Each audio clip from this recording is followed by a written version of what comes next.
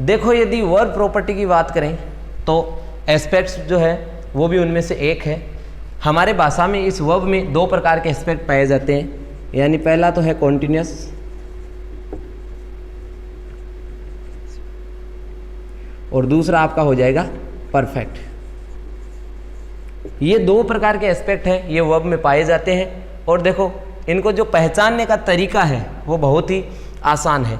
यानी कॉन्टिन्यूस का मतलब होता है आपके बी और आईएनजी फॉर्म। ये जहाँ आपको जिस वर्ब फ्रेज में दिख जाए वहाँ कॉन्टिन्यूस है वो होगा। और परफेक्ट का मतलब होता है हैव प्लस थर्ड फॉर्म। ये जो है ये आपका परफेक्ट एस्पेक्ट होगा।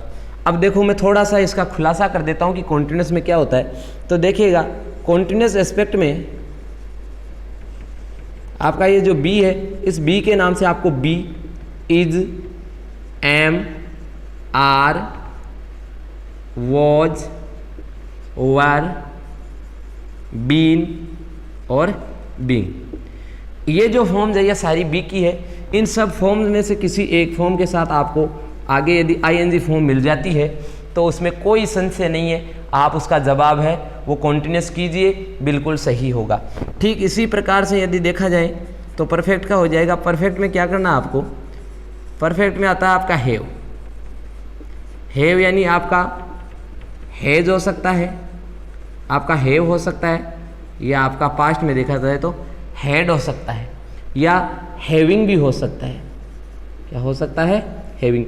इन सब के बाद यदि आपकी थर्ड फॉर्म आ रही है तो आप इसका जवाब जो है वो परफेक्ट कर सकते हैं, इसमें कोई दिक्कत नहीं है। आपका जवाब है वो 100% सत्य होगा। तो सीधी सी बात है, एस्पेक्ट पहचानना बहुत आसान है। बी और आईएनजी का कॉम्बिनेशन है, कॉन्टिन्यूस एस्पेक्ट होगा। हैव थर्ड का कॉम्बिनेशन है, परफेक्ट एस्पेक्ट होगा।